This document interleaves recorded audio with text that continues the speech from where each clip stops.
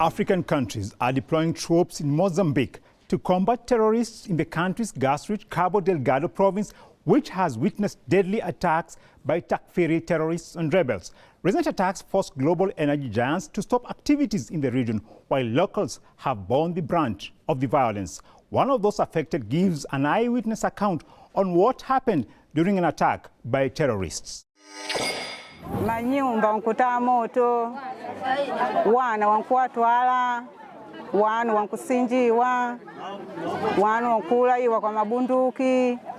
Wepatika tukuta, yambi kutukuta kati tukuta, ati kutukuta ndikuwira tena panyuma ndikuona matokeo ya kukaya. Hello, I'm Mubarak Kenya and a warm welcome to another edition of Africa Today, a program which gives you an incisive analysis on events taking place across Africa. Now, in the first segment of our program, we are focusing on the decision by several African countries to join in Mozambique's war on Takfiri terrorists. We are asking, what are the chances of success in this mission?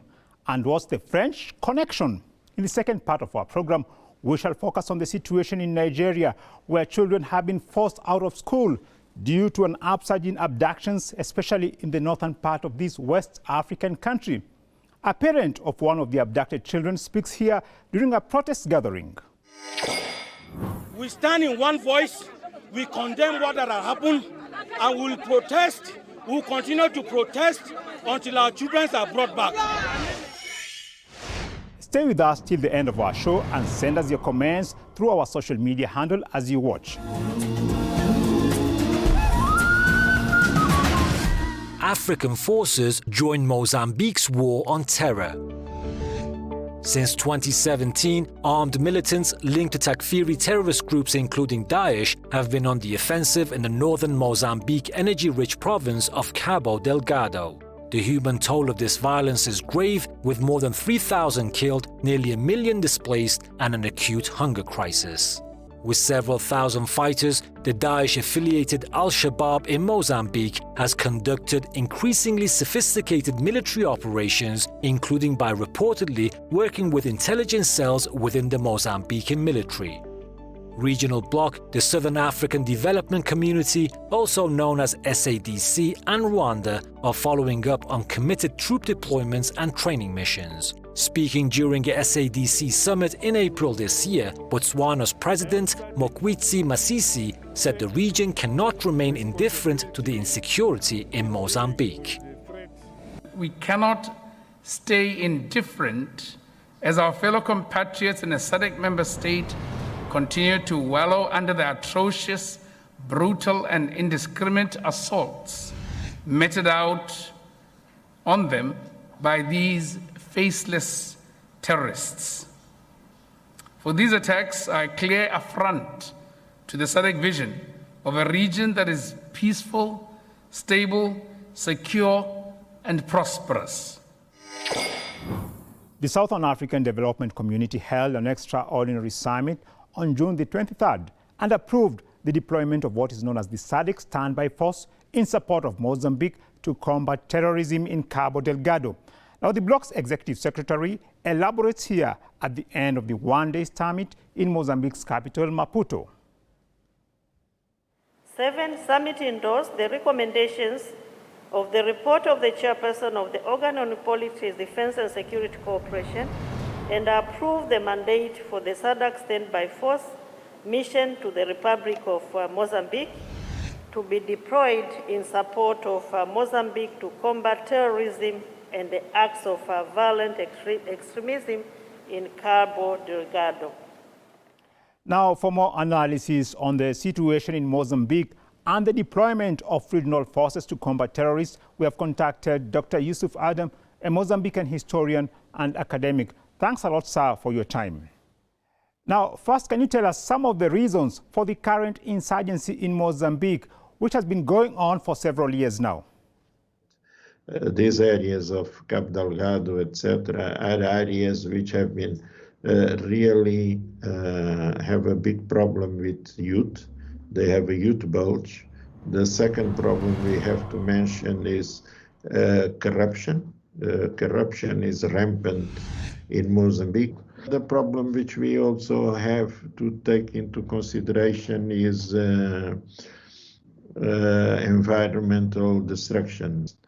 And the other problem is that the companies which are going to exploit petrol inland and onshore and inland, they have limited certain areas, and these areas are off limits for the local fishermen. Well, clearly from what Dr. Adam has just said, the insurgency in Cabo Delgado is partly due to grievances by local people who are suffering from neglect by the government and exploitation by global energy giants in the region. In Cabo Delgado, thousands of people are being forced from their land to make way for gas exploration by Western fossil fuel giants Shell, Eni, ExxonMobil, Total and others. Instead of locals benefiting from their immense natural resources, they are seeing poverty, conflict, debt and pollution. A resident explains here on how they are being forced to move from their traditional fishing areas. Siku nyingi nivua mpaka kuja na dalu nepani ngalini kivua. Na nobobo katambia kama ni isakwati modalini mulawepa moke mukavua pande mwingine. Nguvu zile kwa nguvuni. What prompted regional African countries to make the drastic decision to send troops to Mozambique years after insurgents started their attacks? At this moment, the war has been increasing. Yes, the Mashababus they had attacked Musimbo, but then they attacked Palma. And at the moment they attacked Palma, mainly means that they have stopped or they have obliged the French company Total to stop its activities and many other companies which worked for Total. And at that time also there was very big coverage in the press internationally about what was going on in the region. Rwanda, which is not a member of the Southern African Development Community, was the first African country to deploy troops in Mozambique. Now, sources say SADC was concerned about a non-member country deploying soldiers in the region without its approval and ahead of the bloc's own troops. Mozambique insists that while it remains committed to working with SADC to restore peace to the northern region, it can partner with other African states to address its security challenges. There have been reports that Rwanda is sending troops to Mozambique to protect massive economic interests of France. However, Rwanda's military spokesman says the deployment follows a request by Maputo. The purpose of this mission, first of all, is based on a request by the government of Mozambique to the government of Rwanda to help support in conducting military operations, including security operations and stabilization, as well as security sector reform. So this was a request by the government of Mozambique to the government of Rwanda, and this is part of a bilateral agreement that we had since 2018. Rwanda is the only African country outside the SADC bloc to deploy troops in Mozambique. Rwanda's decision came after Emmanuel Macron's visit to Kigali. Now, is Rwanda probably acting on behalf of France to protect French energy giants engaged in Mozambique LPG projects? I think that the Rwandese at this moment are some kind of private army. They are all Tutsis. It's a private army. It's a private army which belongs to a state, which is Rwanda, and they are attacking. They are in Mozambique. They came first. Until now, there are the information which we have about their activities are more or less part of the propaganda that they have. I think that basically the Rwandese are going to stay around Afungi and create an area of 25 miles of radius, more or less, around Afungi, which was the area and the conditions that Total had asked the Mozambican government. SADC deployment of troops and equipment to Mozambique has been welcomed by many local and international observers. Southern African states had been under pressure to mobilize and help the Mozambican forces to restore security and ensure civilian protection against attacks in Cabo Delgado. Now, the main argument in favor of a regional intervention is the risk of a violent spillover into Mozambique's neighboring states. However, regional troops face many challenges, chief among them financial resources to fund the troops and experience in battling insurgents. Now, do you think regional forces will eventually restore stability in the restive Cabo Delgado province?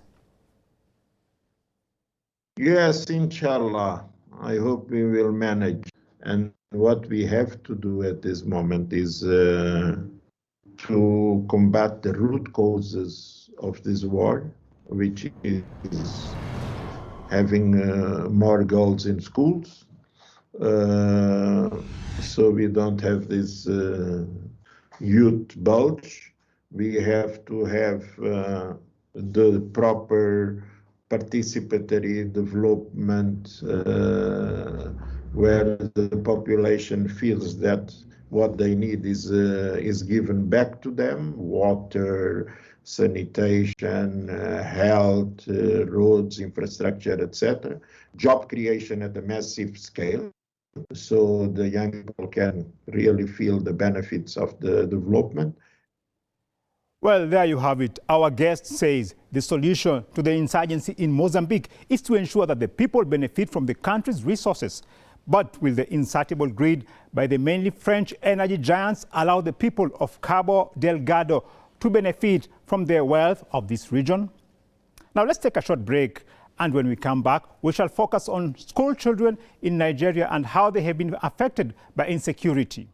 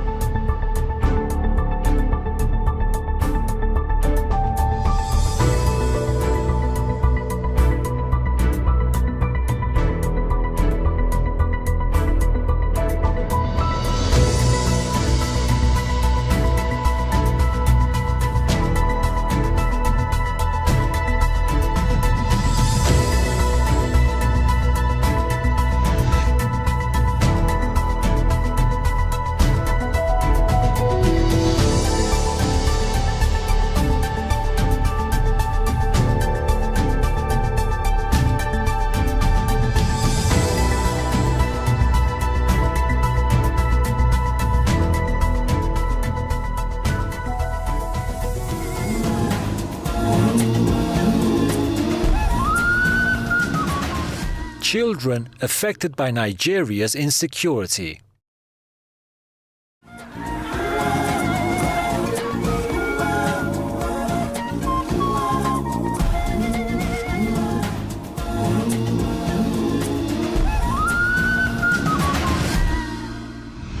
Since December last year, more than 1,000 Nigerian students and staff have been abducted and held for ransom by criminal gangs and terrorists in the dense forests of the northern part of this West African country.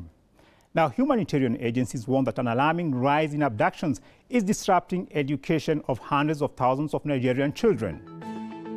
Since the infamous kidnapping of 276 girls from a school in Chibok, Borno State in 2014 by the Takfiri terrorist group Boko Haram, school attacks and kidnappings have steadily increased. And in the last 6 months, incidences have risen sharply. The United Nations Children's Agency, UNICEF, estimates that around 1,125 schools are closed across northwest Nigeria. Peter Hawkins, the UNICEF representative in Nigeria, elaborates on the situation of education in Nigeria. The situation of education in Nigeria is probably at its biggest crisis point at the moment. There are in the region of 13.2 million children out of school in total, which is the highest number globally.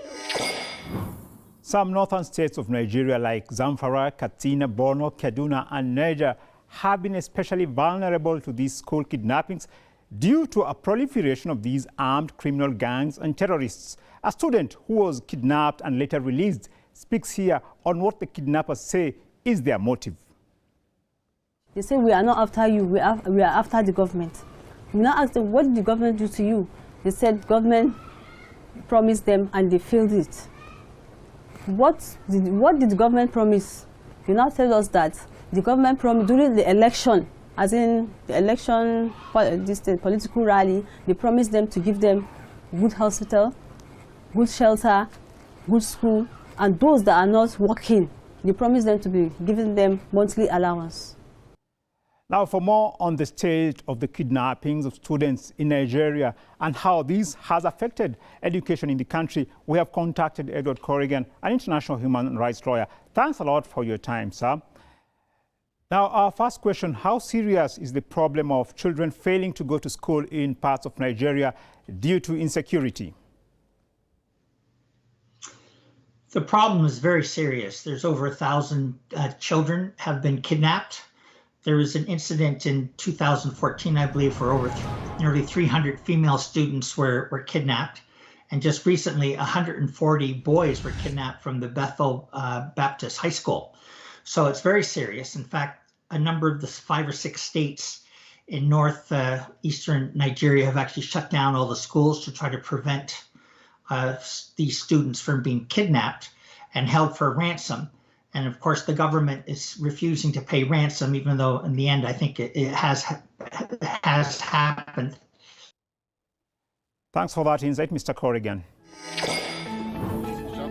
Organized crime syndicates have adopted a kidnap and ransom tactic, and this has forced state officials to negotiate with criminals and pay them millions of dollars in ransom to secure freedom for many school children. The government has rejected claims of paying ransom. After years of terrorist attacks, kidnapping of school children is a recent phenomenon in Nigeria. Why have the kidnappings escalated? Part of the problem is that there are criminal groups and bandits that are kidnapping children and holding them for ransom, for money. So you have this additional factor, plus the Boko Haram, and also another group called the Islamic State for West Africa Province. It's ISWAP, but they have split off from Boko Haram, and they're actually now the dominant group because they just actually killed the leader of Boko Haram, who was a little bit of a crazy man, Abu Bakr Sadaka, who supposedly was killed at the orders of the Islamic State in the Middle East. But you have criminal groups that are trying to make money, taking advantage of the chaos and instability that exists in the area, and there are grievances within the tribal groups and also the Islamic community against the central government. Criminal gangs locally called bandits have been operating in northwestern Nigeria for more than a decade, but when they were reportedly infiltrated by members of the Takfiri terrorist group Boko Haram in December, the abductions and violence escalated. A parent whose child was killed by kidnappers is urging the government to take action. Government should be proactive. They should not just keep quiet. They should be proactive to help the situation because it's getting out of hand. Now, Mr. Corrigan, do you think the criminals engaged in kidnapping of school children in Nigeria are collaborating with Boko Haram and other Takfiri terrorist groups? Some definitely are. Some are independent operators. And of course, there are factions within Boko Haram itself, some of which are out of control. But Boko Haram started when the government killed a leader of the Islamic community back in 2009, and that sort of sparked the insurgency in northeast Nigeria, and also the border area of Niger. So you have 40,000 killed, 2 million people are displaced, and you have a very serious problem. So Boko Haram is doing this to generate money and also to gather followers. They're trying to probably recruit child soldiers, but the main purpose seems to be to get ransom and money, which both would fund terrorism but also criminal activities. This mass kidnapping of Nigerian school children points to major security challenges in Africa's most populous nation, amid concerns that the increasing number of students not reporting to school due to insecurity will result in a lost generation of youth. Nigerian President Muhammadu Buhari has on several occasions said his government is working hard to restore security. The law enforcement agencies are working hard to regain confidence against the bandits so that people can go back to the land. This is very important. This is what the law enforcement agents are very busy about now. The rainy season is coming, so we want people to go back to the land. How is the Nigerian government responding to the current crisis? Is the situation spiraling out of control? Questions as to where they're getting their funding, where they're getting their arms. Are there external groups, supporting them? Because of course Nigeria is a oil-rich country, and it's peculiar that Islamic State has been used by various outside parties to undermine central government authority, and that raises questions of, are there external actors using Boko Haram and other Islamic militant groups to accomplish other objectives and to create chaos, and of course to extort concessions from the central government. Nigeria is an oil and gas-rich nation. It is also the largest economy in Africa in terms of nominal GDP and the 26th in the world, according to the IMF World Economic Outlook. So in whose interests is the instability in Nigeria? Now, Mr. Corrigan, our last question to you. Do you think foreign powers or entities are involved in the protracted violence and insecurity in Nigeria by backing Takfiri terrorist groups and other criminal gangs? Questions as to where they're getting their funding, where they're getting their arms. Are there external groups, supporting them? Because of course Nigeria is a oil-rich country, and it's peculiar that Islamic State has been used by various outside parties to undermine central government authority, and that raises questions of, are there external actors using Boko Haram and other Islamic militant groups to accomplish other objectives and to create chaos, and of course to extort concessions from the central government. Well, thanks for your time and insight, Mr. Corrigan. Now, we all look forward to a peaceful Nigeria where children feel safe at school and hopeful about their future.